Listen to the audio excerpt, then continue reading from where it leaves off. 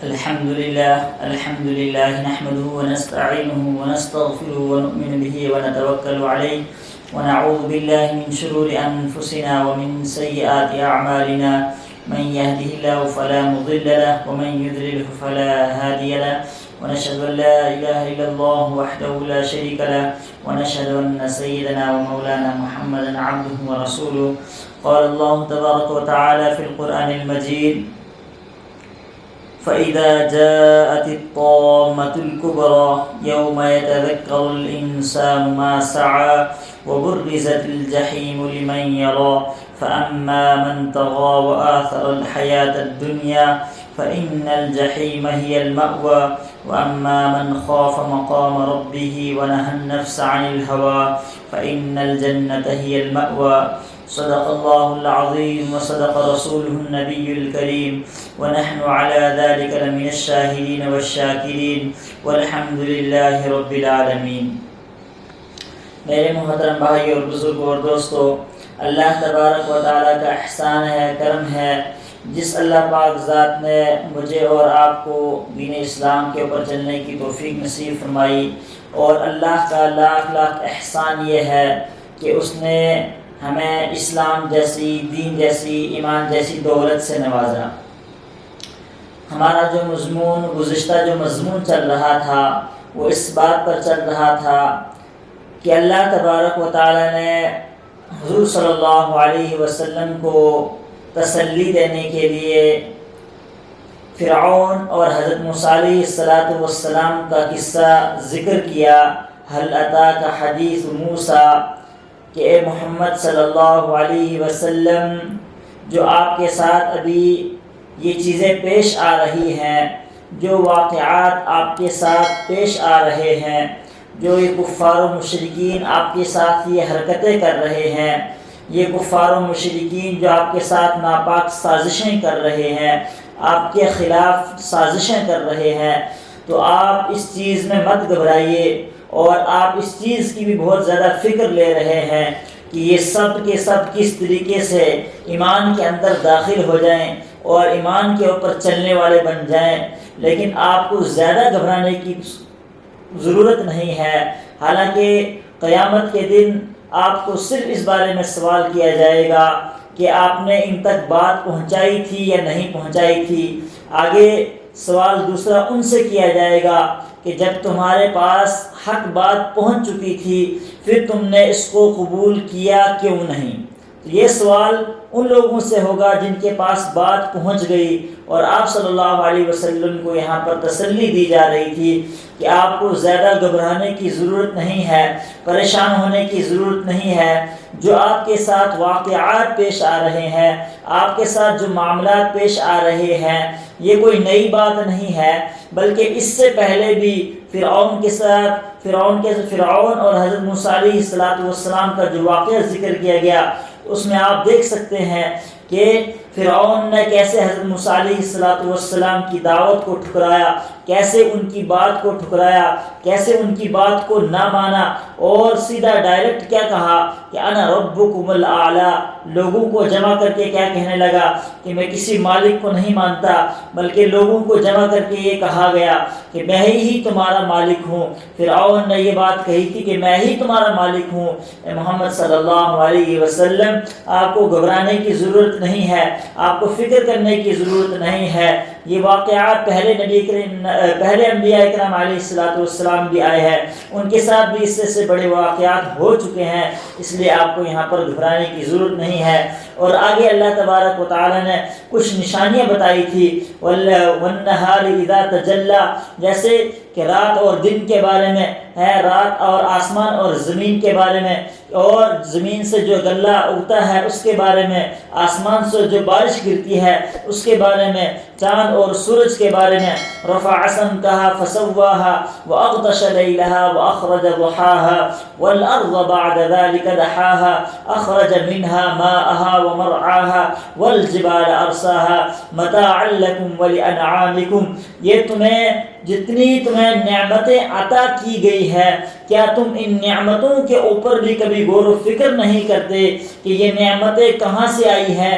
ان نعمتوں کا بنانے والا کون ہے؟ ان نعمتوں کا آخرکار کوئی مالک تو ہوگا، اس سب کے پیچھے کوئی نہ کوئی بالغ خالق تو ہوگا جو ان سب چیزوں کو تیار کر رہا ہے، جو اس پوری دنیا کے نظام کو چلا رہا ہے، آسمان اور زمین کا نظام چلا رہا ہے، پانی کا نظام چلا رہا ہے۔ تو تم غور و فکر کیوں نہیں کرتے کہ اس کے پیچھے کوئی نہ کوئی خالق ہے جس کی ہمیں ماننی چاہیے، جس نے پوری کائنات کے انسانوں کو بنایا؟ تو کیا ہمیں اس کی عبادت کرنے میں کوئی حرج ہے؟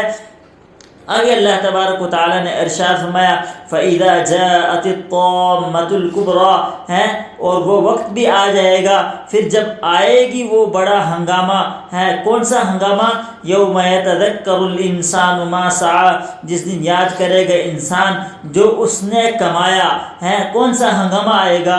وہ قیامت کا دن ہوگا کہ وہ جب ہنگامہ آئے گا تو ہر انسان کو یہ پتہ چل جائے گا کہ جو ہمارے پاس دین کی بات لے کر آتے تھے، جو ہمارے پاس سمجھانے کے لیے آیا کرتے تھے، جو ہمارے پاس حق کی باتیں لے کر آیا کرتے تھے، وہ سب کچھ سچ کہا کرتے تھے۔ ہم ہی ہیں جو ان کی بات کو ٹھکرایا کرتے تھے، ہم ان کی باتوں کا انکار کیا کرتے تھے، ہم ان کی باتوں کو نہیں مانا کرتے تھے۔